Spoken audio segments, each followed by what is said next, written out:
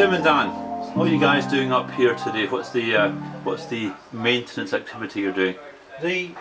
What we're doing is removing the tray that should have come out when we removed the HF tuning unit.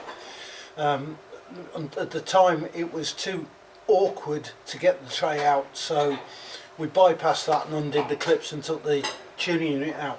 What we've got to do now is to get the tray out. This tray actually slides backwards and forwards so that you can attach the tuning unit at the top. There is a ceramic cup with a metal pin in it. There's actually the antenna connector, and that fits into, there's a plug on the end of the tuning unit that slides into that.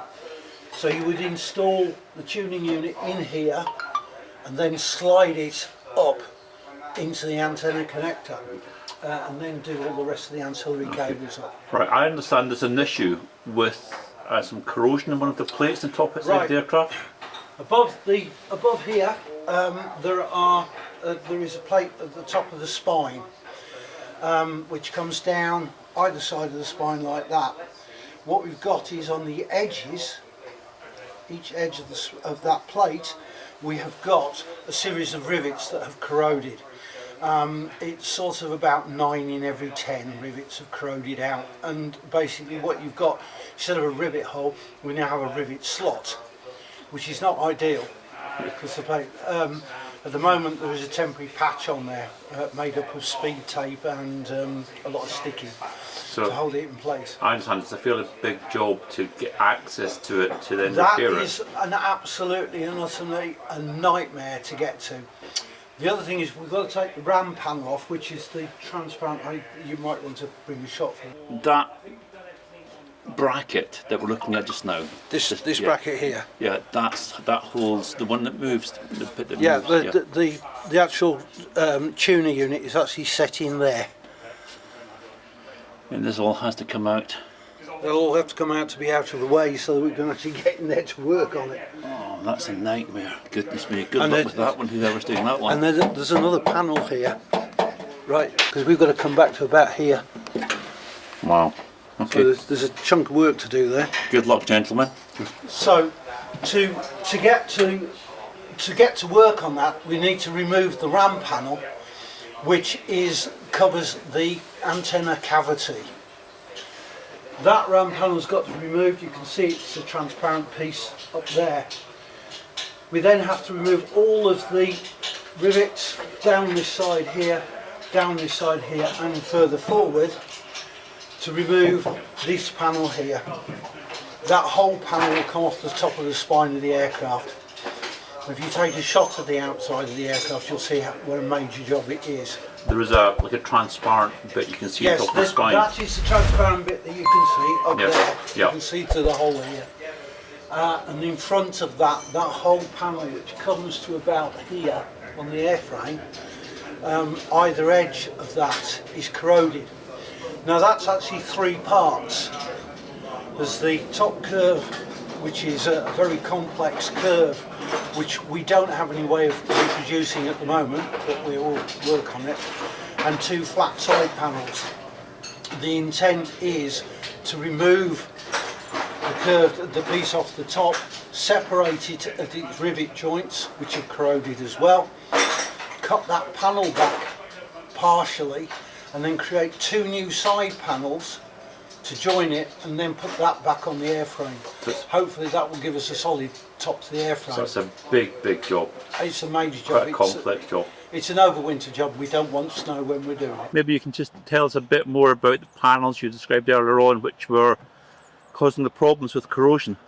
Okay, so the bend up from the spine up into the tail itself, this panel here has got corrosion at either end that is causing the rivets are actually fracturing from the metal.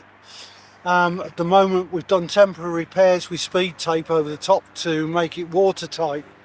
There is also a problem down here at the bottom with the same riveting problem. So what we intend to do is we intend to remove the ram panel, which is the cover for the cavity antenna for the HF radio. We have put speed tape down at each of the edges which are leaking, Okay.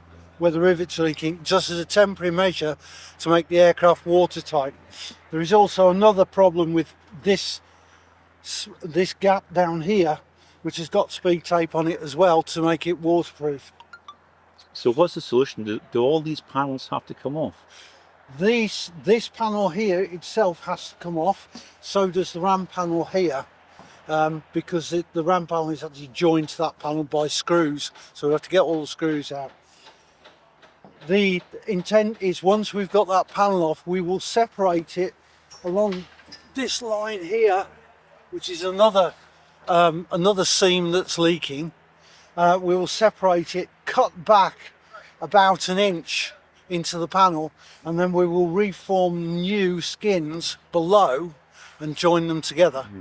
But the big issue you mentioned earlier on is that you don't actually have the tooling to make that shape. That's got to be done manually. We don't have tooling to make that shape, so we will have to bend it manually, and we will be doing that in situ on the airframe. Wow. Okay. So we will fix it across the bottom and then bend it back as we rivet it in place, then rivet this top piece back on to give us a watertight joint.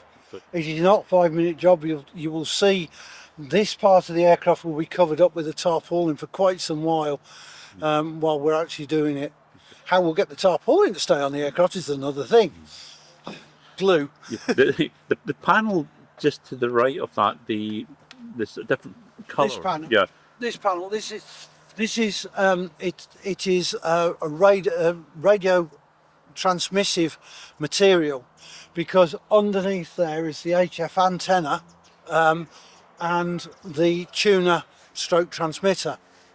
That unit transmits out through this. Now the unit actually transmits out and tunes to the wavelength to what is known as a cavity antenna space. As you can see, we have the same problem. If you look here, you can see we've got the same problem. So it's very likely that we may have to take that off and make it other panel to fit in there, rather than doing what we're doing with that panel. Okay. And the circular? The circular, that's ADF. ADF-BA? That's active direction finding. So there is a round antenna unit below that will actually turn towards a radio signal and give you a bearing to a radio signal of another station. So you could either use it for a ground station, or you could use it, as it was quite often used, for air-to-air navigation to a tanker. Right, okay. So they transmit on a fixed frequency, and you'd point this and you would find out where they are. It's a direction finder. Fly down the bearing, yeah. Cool. The shark's fin antenna next to it is for the IFF, and then forward of that you have the one of the VHF antennas, and basically the other antenna is also VHF as well. Tim, so while we're on top of the aircraft, just interesting to contrast the starboard wing, which has been painted. The starboard wing painting has taken nearly 1.5 to 2 years, Okay. because the paint was originally put on as a single coat, and our painters have had to go in and they've had to strip the whole of that wing Wow. back and repaint and put 2 coats of it on. And then on the port wing, On it's the a port work in wing, progress. this is very much a work in progress.